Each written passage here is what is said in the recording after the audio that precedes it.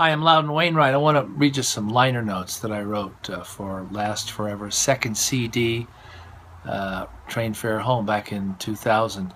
The singing of Sonya Cohen rates its own paragraph. I cannot recall the last time I heard a more expressive singer. It could be said that as a vocalist, Cohen is blessed with multiple personalities.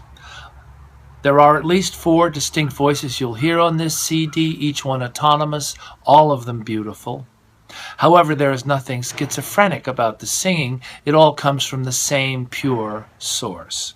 In these dreary days of acrobatic, pushed, note-crammed, frivolously trilled over-singing, Sonya Cohen's use of her clear voices is a sound for these sore ears. Yes, it is. I was playing old-time fiddle and very obsessed with the really, scratchy old recordings. And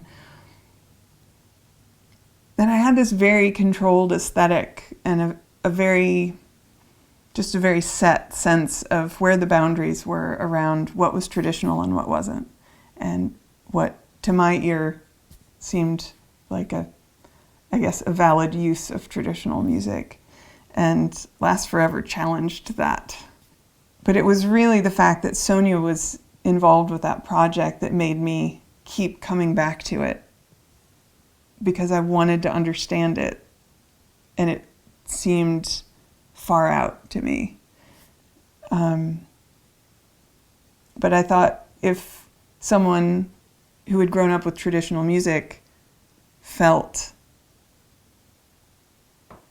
moved, I guess, to interact with traditional music in that way, that I wanted to have a better understanding of what was going on there.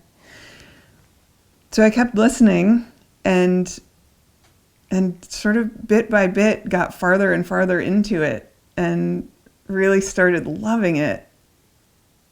And one of the things that was really special about that project to me was Sonya's singing, because it was the kind of singing that was familiar to me from growing up with folk music.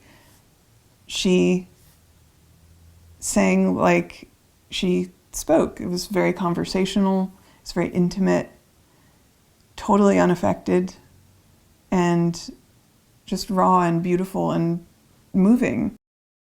Sonya's singing in Last Forever was always amazing to me. It always blew me away.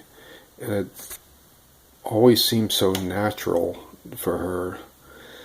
She had this unique ability to inhabit a song and yet not get in the way of it. Her singing was always unaffected and just incredibly honest. When she sang, the song was just laid bare, yet completely fresh and alive. It's like her voice was a crystal clear window revealing joy, sorrow, loneliness, and wonder for all of us to hear.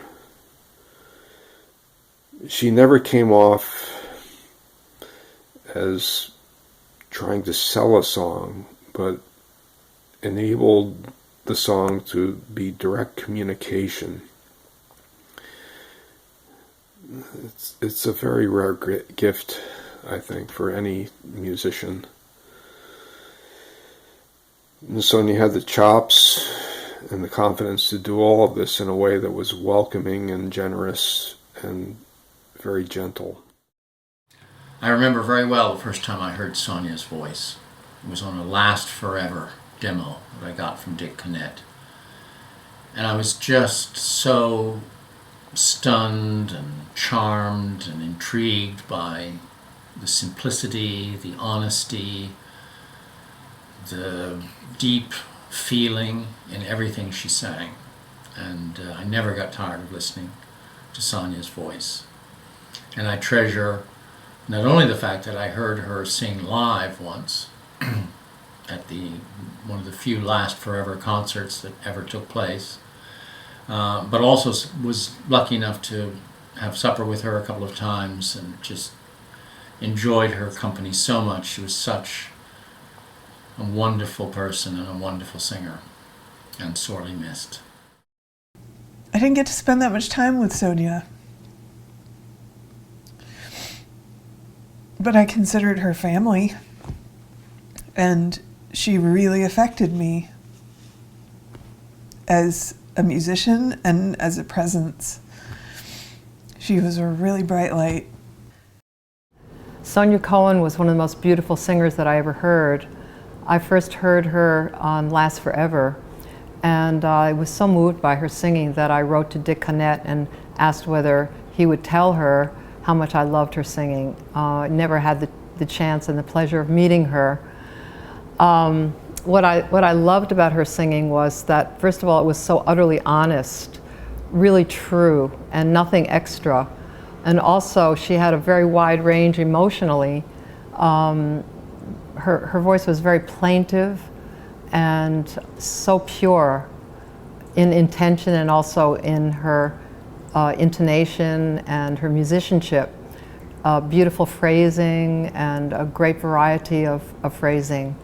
I love that she cut everything away except for what was really necessary, and just went right to the heart of a song so that you felt it directly, and there was no extraneous emotion or sentiment. It was just that by holding back a little bit, there was that sense that we as the listener could really have the full spectrum of feeling. So I just have a lot of great feelings about her, and I feel that we're missing a wonderful artist in this world.